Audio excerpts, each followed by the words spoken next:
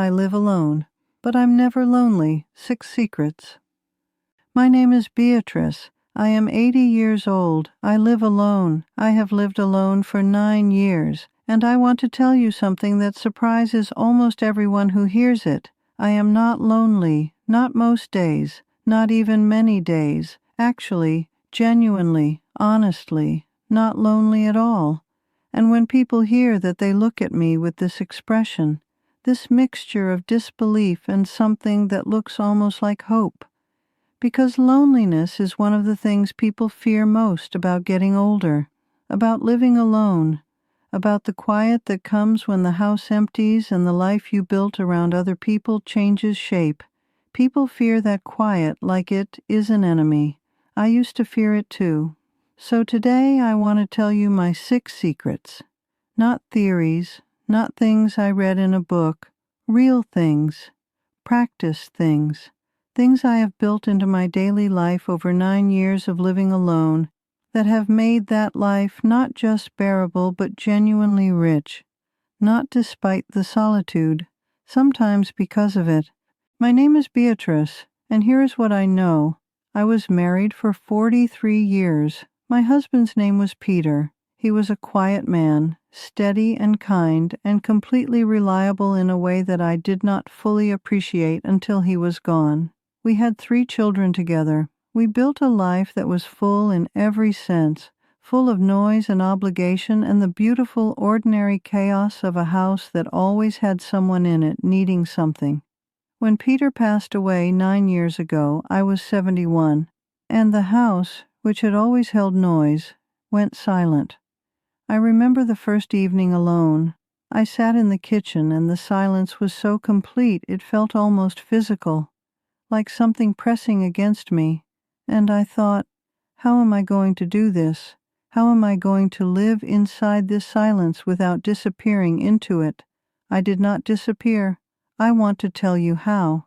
Secret number 1 is this. I built a relationship with myself.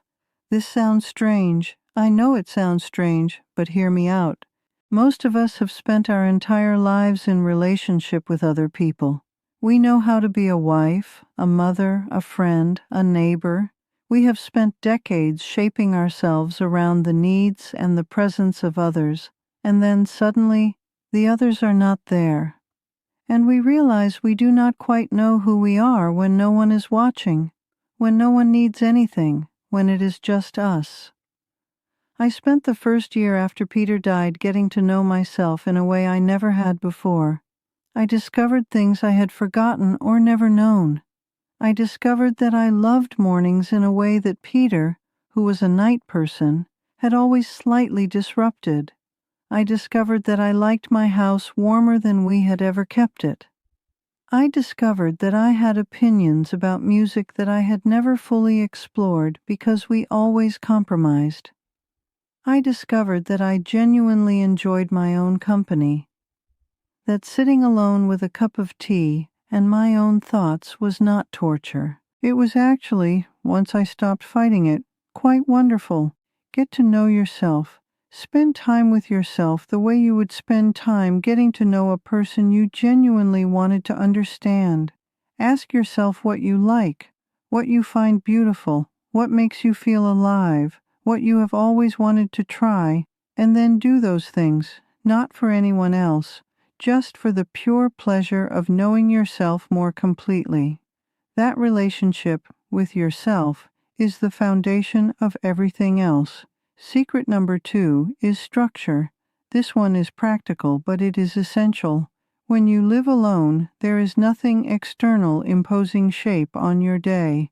No one else's schedule to organize around. No meals that have to be at certain times, no obligations that come from another person's presence, and while that freedom can sound appealing, in practice without structure, the days can blur, they can lose their edges. You can find yourself at 4 in the afternoon, not quite sure where the morning went or what you actually did with it. I give my days structure, not rigid structure, not a schedule that leaves no room for spontaneity, but gentle, consistent rhythm. I wake at the same time every morning. I have my tea and my 20 minutes of silence. I take my walk before 10. I have a project in the mornings, something I am working on, something that requires thought and effort. I have a gentler activity in the afternoons. I call someone, a child, a friend, my sister, every evening before dinner. That rhythm gives the day shape. It gives me something to move through. It gives the hours meaning and direction. And it means that every day, even the quiet ones, even the ones with nothing special in them, has a certain completeness, a feeling of having been lived rather than simply passed through. Secret number 3, and this one transformed my life more than almost anything, is that I said yes to everything for one whole year, one entire year. When I was 72, a year after Peter died, I made a rule. Every invitation, every suggestion, every opportunity that came my way, I said yes, no matter how tired I was, no matter how much I did not feel like it, no matter how outside my comfort zone it seemed. Yes. I said yes to a painting class that my neighbor suggested. I had never painted in my life. I was terrible. I loved it. I said yes to a day trip that my daughter organized, even though I did not feel ready to be in a group of people for a whole day. I came home exhausted and full. I said yes to a reading group at the local library, even though walking into a room of strangers felt almost impossibly daunting. Within 3 months, those strangers were friends, real ones. The kind that call to check on you and bring soup when you are unwell and sit with you for hours, talking about books and life and everything in between. That year of yes changed the entire landscape of my life. It populated my world with people and activities and connections that I did not have before, and those connections, built by saying yes when every instinct said no, are now the threads that make my daily life rich. Say yes, especially when it frightens you, especially when it feels too hard. The things that frighten you are usually the things that will give you the most. Secret number 4 is what I call my daily anchors. These are small, specific things that I do every single day that give me pleasure and that I genuinely look forward to. They sound ordinary. They are ordinary, but their ordinariness is the point. My first anchor is my morning walk, every day without exception.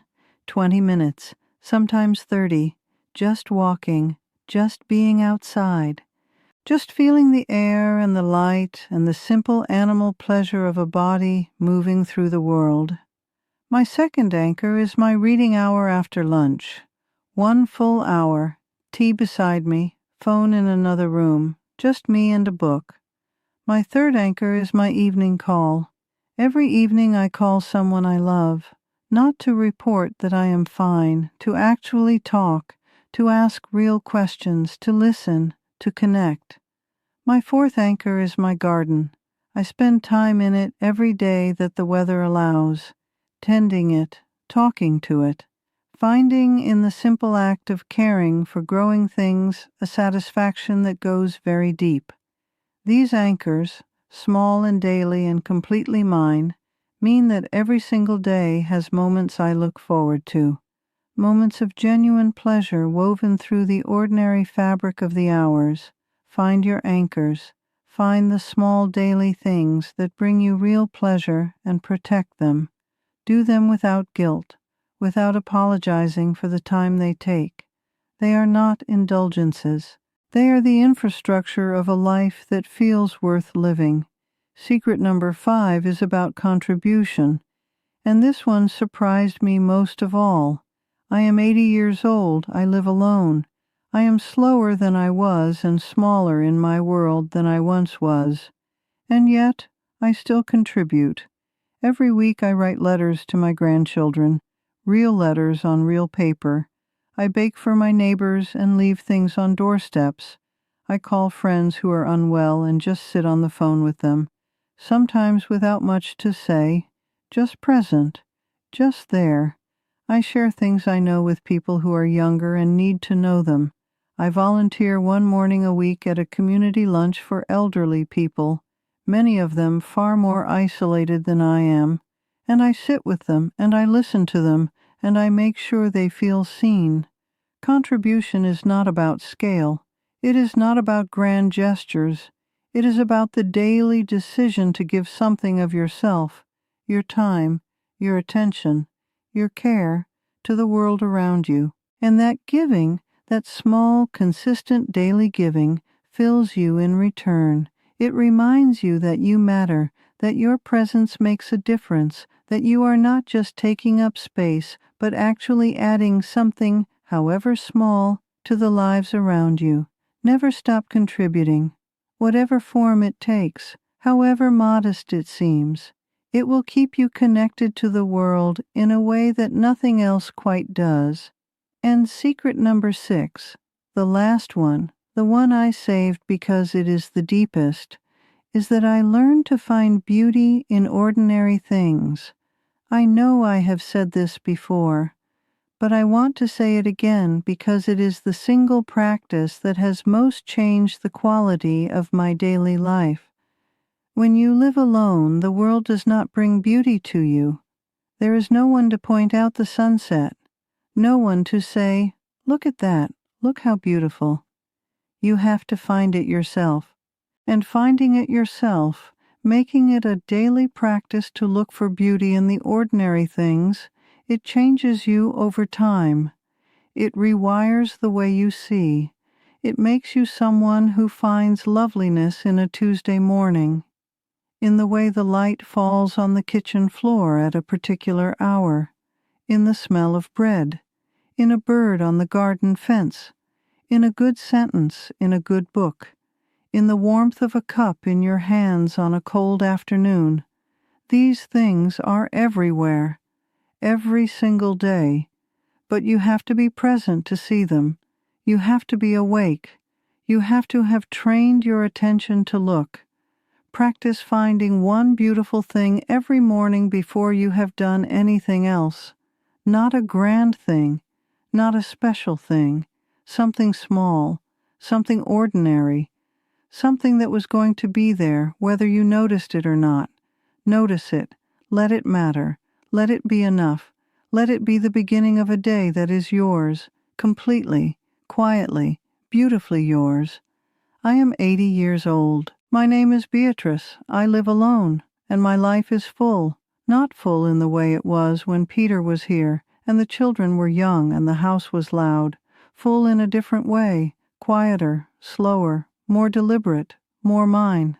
Full of mornings I look forward to and walks that restore me and books that move me and people I love and small daily pleasures that I never rush through.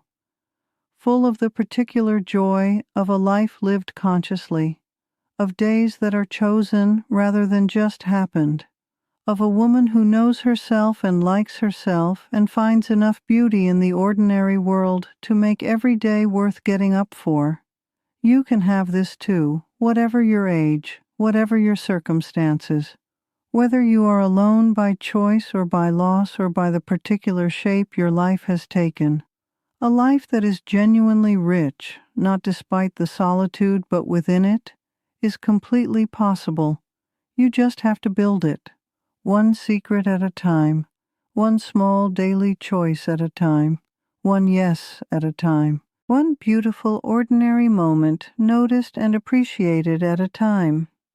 My name is Beatrice. I am 80 years old. I live alone, and I am never lonely. Thank you for being here with me today.